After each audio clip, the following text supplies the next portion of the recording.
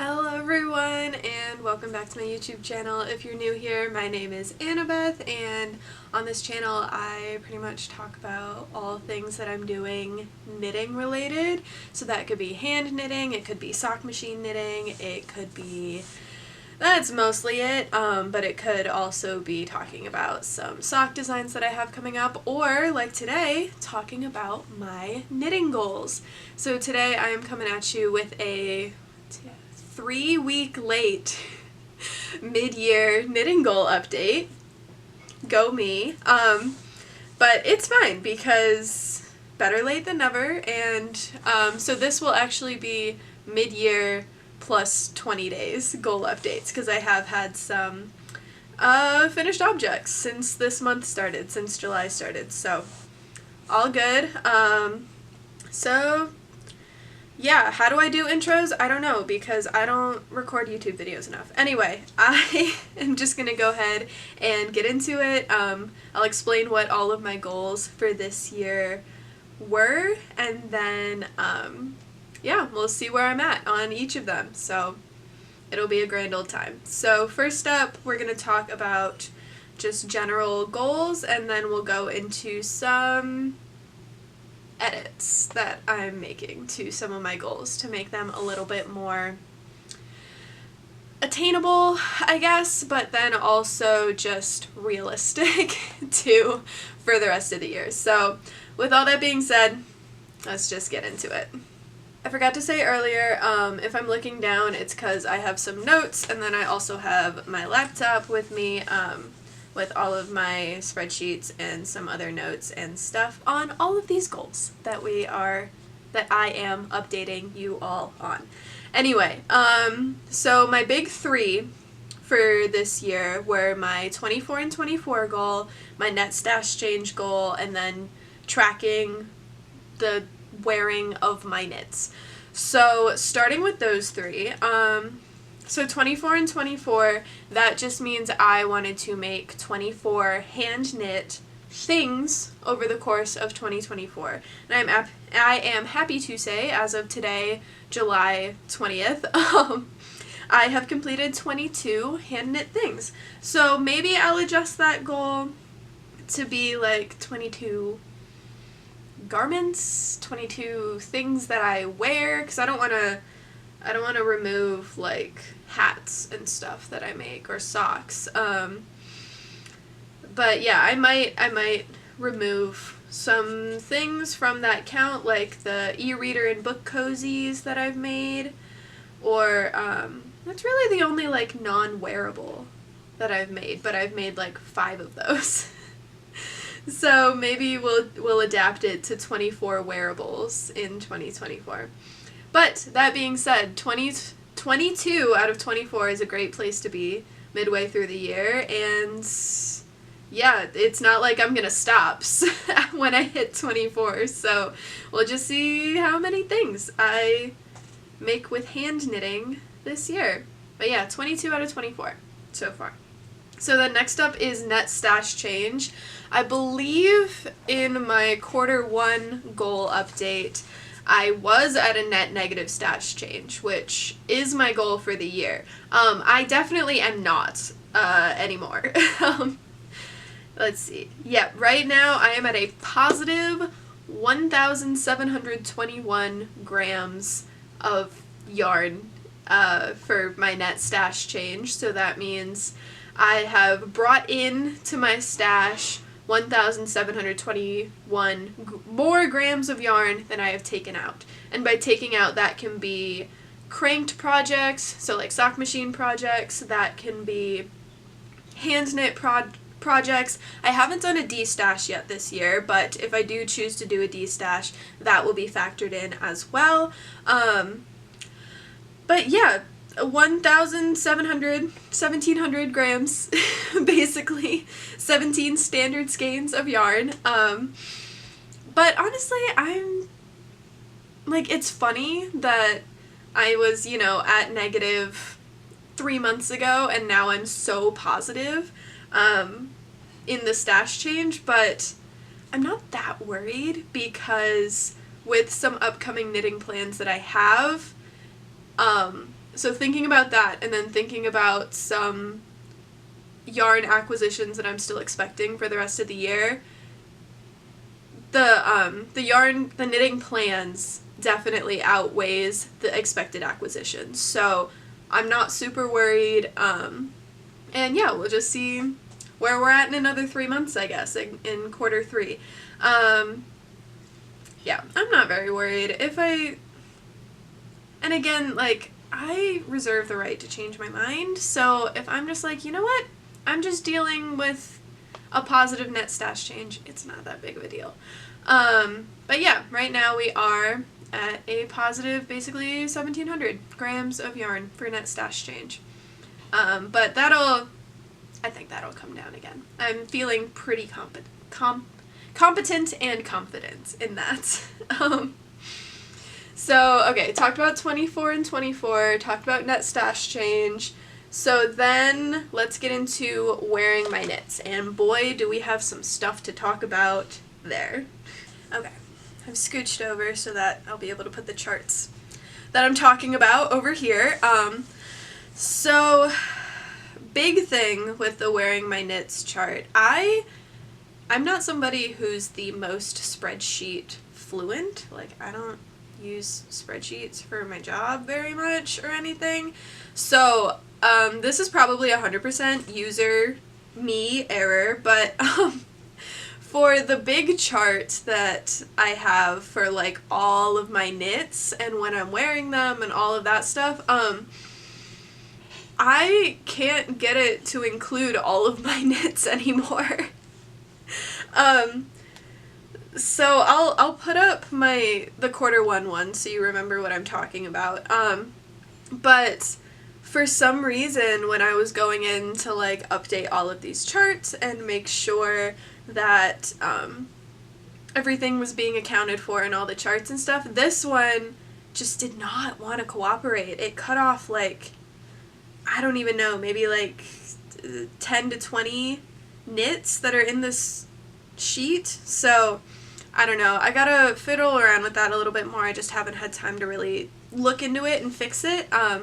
So we're just not going to have an all over knits chart update, but I was able to make sure that the other charts for the different subsections are, they're all working and they're all accounting for all the stuff that they should be accounting for. So that being said, I do not have an update for my overall chart, at least not until I can figure out what's going on with it, but we can go through my other 5 charts for all the different subsections of my knits. So let's look at sweaters first.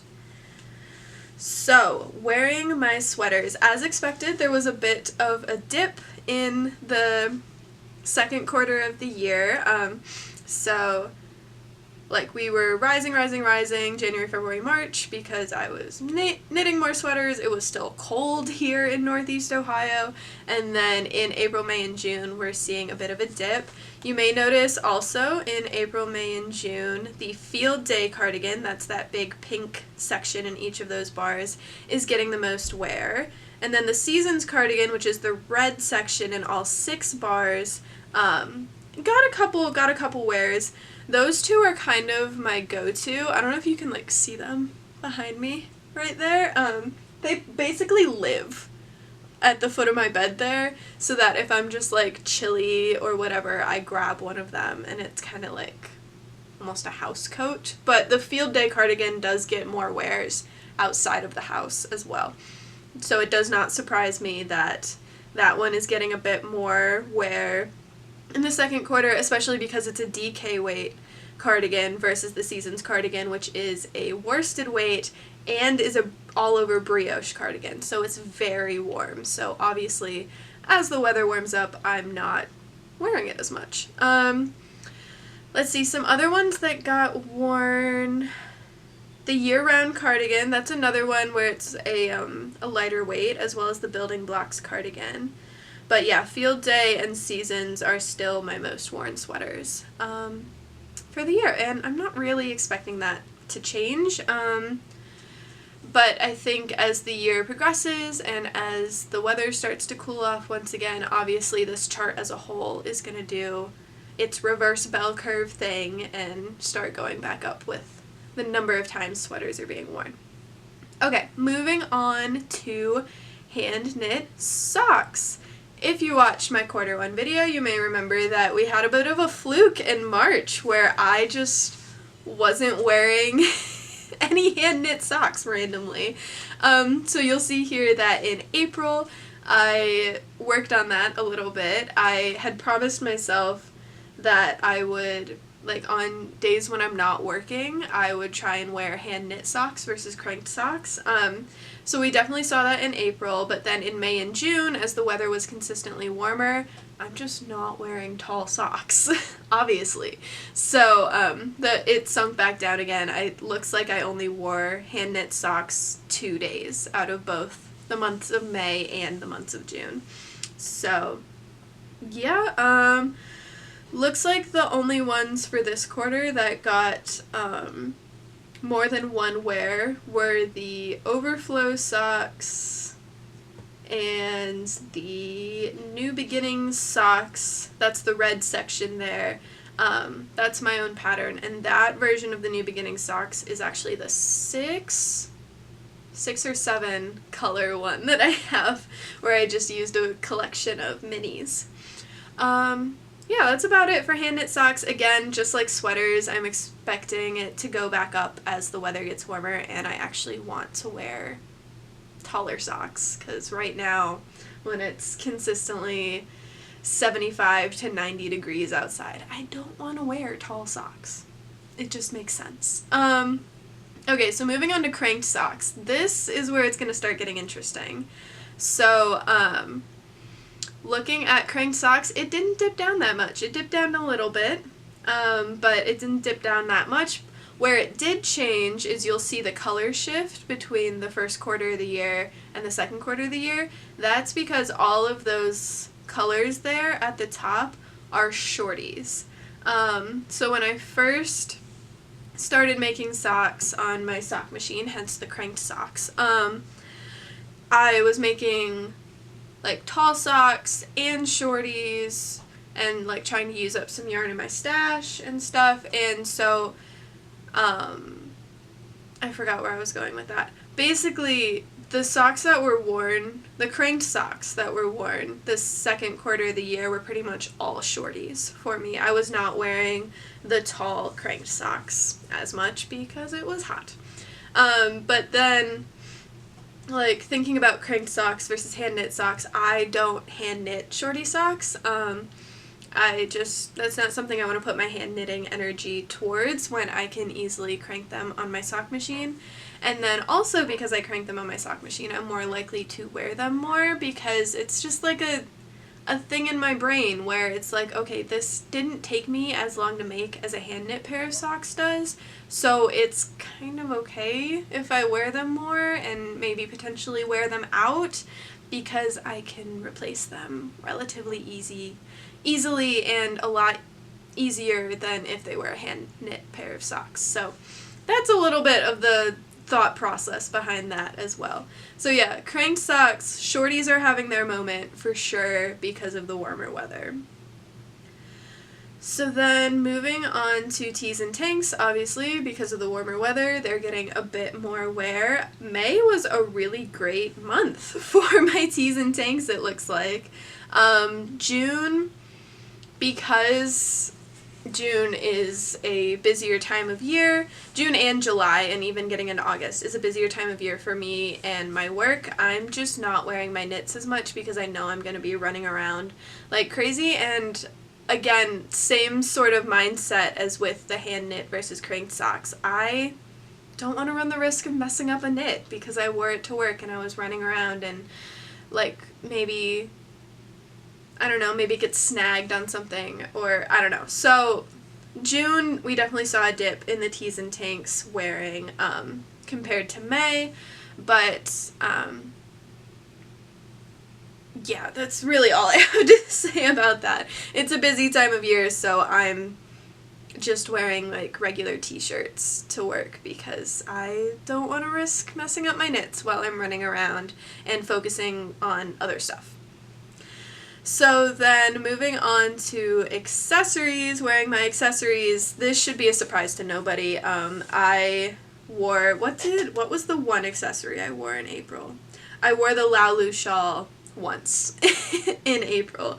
But again, weather's warmer. I don't have a need for hats, scarves, shawls, that sort of thing right now. I have like a knit bandana that I could be wearing. I haven't been. So yeah. I'm expecting those to stay zeros probably going into July and August, and then as the weather again gets a little cooler, or maybe if I make more bandanas or something, or headscarves, it might jump back up again. But yeah, I'm not expecting that to rise again until like solidly into October, November, and December. So there we go. That's where I'm at with wearing my knits. Let's take a look at my most worn knits. Seasons cardigan is holding strong at 46. Field day cardigan is at 35, but we have to remember that the field day cardigan came into play in March and April, like the tail end of March. So Seasons cardigan had a 2 months head start on that. Most worn tee/tank top, let's see. Nostalgia Tee has 8 wears, so that's great. And yeah, that's the winner for tees and tank tops. Hand knit socks, looks like, let's see, 7. So my Wicked Vanilla socks. So the socks that I made with the Little Foxes Wicked Collection yarn has the most wears so far this year. Didn't see that one coming. I thought for sure it would be like my New Beginnings socks or something. Oh my gosh, there's so many cranked socks on here. I think the crank socks are pretty much, yeah, they're all pretty consistently tied. There isn't really a clear winner right now. So leaders are the Beetle shorties and I saw a 7 in there. Oh, and then, yeah, so winners are all shorties right now, but that makes sense, again, because warm weather. And then most worn accessory, Witcher Oslo hat, so my purplish red one is still holding strong, along with the Mary's cowl. No surprise there. So yeah, that's pretty much it with wearing my knits. So next up I want to talk to you guys about my Make 9. Because there is, once again, a lot to talk about with that. Okay, talking about my Make 9. If you needed a reminder, here's what my Make 9 was at the start of the year. What was I thinking? This is so ambitious. 9 sweaters? A lot of them with special, like, detailing, like, color works or texture or cape. What? What was I thinking? So yeah, first, let me show you where I'm at with Make 9 progress. I have made 2, kind of 3 sweaters out of this Make 9. So I have made, so looking across the middle row, I have made the Lento sweater and I have made the Antique Flora sweater from my Make 9. And then looking at the middle right tile, no, that is not the same sweater. Originally I had the Wool and Honey sweater by Andrea Renee Knits in that spot, and as you can see that is actually now the Corin cardigan by the Crea Bea. I chose to make that adjustment like without telling anyone, I guess, like what does it matter, but I chose to make that replacement already because I used the yarn that I had been planning for the Wool and Honey sweater for that Corin cardigan, so it just took its spot. It's fine. That was Durin's Bane from Long Dog Yarn. Yeah, so with that substitution, the wool and honey sweater just wasn't really speaking to me anymore, especially for that yarn, and the Corin cardigan definitely was. So that substitution was made. So I guess technically I have made 3 now out of 9 sweaters from my Make 9, and I'm not knitting 6 more sweaters over the course of the rest of the year. So we're gonna make some adjustments to my Make 9. So first let's talk about the things that I'm keeping. Then I'll talk about some modifications of goals that I'm making, and then I'll talk about some just straight up swaps that I'm making, kind of like how I swapped the Corin cardigan for the, or how I swapped the wool and honey sweater for the Corin cardigan. So first up, the things that I am keeping. I am going to keep the Seren sweater by Bloom and Create, so that's the top right tile there. I'm keeping the Seren sweater, and then I'm also keeping the Matthew Pullover, which is the bottom middle tile. For sure keeping both of those. I definitely want to make those. And then an adjustment that I'm making is to the Heirloom quilt cardigan. So that is the upper middle tile there. Instead of expecting myself to knit all of those quilt blocks and assemble them and then also knit sleeves and ribbing and a button band, that cardigan is very much a labor of love, I feel like, and I don't want to diminish that process and how fun that process is going to be for me with all the different color combinations just because I want to get it done by the end of the year. So the goal for the Heirloom quilt cardigan is now to at least start it. I'm not giving myself a specific number of quilt blocks I want to have done by the end of the year. I'm just going to say I want to start it at some point. So again, the 3 that I'm keeping, Seren sweater, Matthew Pullover, and then Heirloom quilt cardigan with a little side note asterisk there. And then, so that means the Stick Season sweater, the Daft Days cardigan, and the Rivendell pullover, so the other 3 corner tiles, they are getting swapped out for other things that are just speaking to me more, getting me more excited. So yeah, let's talk about what I'm swapping those out with. So I am going to swap out the Stick Season sweater for the Doppio sweater, Doppio pullover by Seunghee Hong. I know that the Doppio sweater is is very similar to the Lento, where it's a pretty big gauge sweater. You hold multiple yarns together for it, and I think I just need another one of those on my Make 9 because I can probably knit it relatively quickly. I'll have a really nice cozy sweater ready for when the weather starts to cool off, and I think I need another big gauge sweater on my Make 9. So Doppio sweater is replacing the Stick Season sweater. That's not to say that I won't ever knit the Stick Season sweater. I definitely want to. I really love the look of it. I love the texture. I have some brown yarn for like a nice neutral version of it that I do want to have as part of my wardrobe, just maybe not in the next few months. Okay, so Doppio sweater is replacing the Stick Season sweater. Now talking about the Rivendell pullover.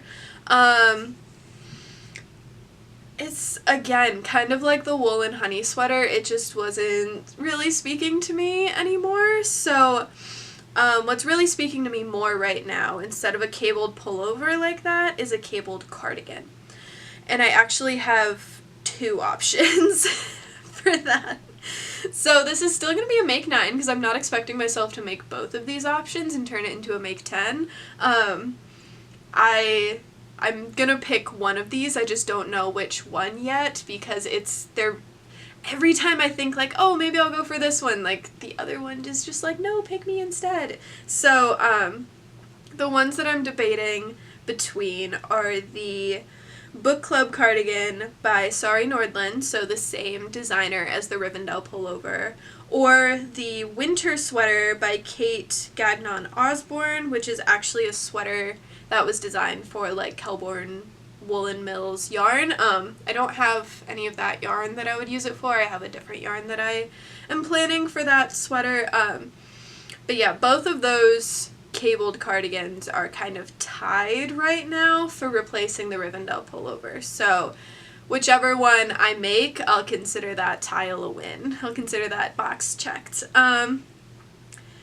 So then the final replacement for the Daft Days cardigan, again, very similar to the Stick Season cardigan. I have yarn for it and yarn that I do still want to make into the Daft Days cardigan, but I just don't think, especially with the other stuff that I want to keep, the other knits that I want to keep on this Make 9, I just don't think it's as attainable of a goal for me, and I don't want to cause stress with my knitting. So, this is the only sweater on my Make 9 that is getting replaced with not a sweater. I am actually going to replace the Daft Days cardigan with the Checky beanie by Oshenknits. And that is because that is something that I am absolutely going to knit even in like the next couple of months or next month. Because that is going to be my football season beanie, football season hat for this coming football season. So if you've been following me for a while, you know that my brother plays college football, and his school's colors are like navy blue and white. So I have yarn picked out for this hat already, and I totally missed part of that story. He plays college football. For every single one of his fall football seasons that he's had, I have made a different hat to wear once the weather gets cold for the colder games in like the second half of the season. So the Checky beanie is going to be this year's game day hat, and so I'll definitely be making it either in August or in September. So that one, again, like I said, I'm not planning on this Make 9 to cause stress. If I need to adjust it again after another 3 months of knitting, I will. But because the Checky beanie is something that I am already for sure going to make in the next couple of months, it's just getting added on here as an easy win, honestly, because we all need easy wins sometimes. So yeah, so my updated Make 9 is going to look kind of like this. It's not as clean as it used to be, but I'm okay with that because I think this is now a much more attainable goal for me, and it's something that's not going to cause me stress anymore. Because I was getting a little bit stressed out with the fact that I really had only made 2 to 3 of these things and we're halfway through the year. So no stress here. I can change my mind. I can change what I want to knit over the course of the rest of the year. So here it is. So just to review, my updated Make 9. So given the fact that I have made the Lento sweater, the Antique Flora, and the Corn cardigan already, my updated Make 9 is now the Doppio sweater, starting the Heirloom Quilt cardigan, the Seren sweater, the Checky beanie, the Matthew pullover, and then either the Book Club cardigan or the winter sweater. And I think that's wonderful. Alright, so that's pretty much all the goals that I wanted to update you guys on. I know I had a few other goals at the start of the year, like designing 2 more sock patterns and stuff like that, but I have updates on those coming in the future, probably in my next knitting update, which I'm hopefully hoping to record in the next couple of weeks, maybe. We'll see. I always say something like that and then it ends up being a month later, but it's fine. So designing is going well. I have my designing mojo back a little bit, so I do have maybe 2 more patterns that I'm planning to release by the end of the year, which is very exciting. I'll give you more updates on that here on my next knitting update, but also if you want more immediate updates on that, you can check out my Instagram. I don't think I've mentioned that yet this video. I'm doing a great job. So it's annabethkntwrthy with underscores between the words. I do tend to post more regular updates on stuff like that over there, either in posts or on stories. But yeah, that's where I'm at midway through the year on these goals. I hope you've enjoyed this video, I guess. And if you yourself have some goals that you've adjusted over the course of the first half of this year, let me know. I'd love to hear about it.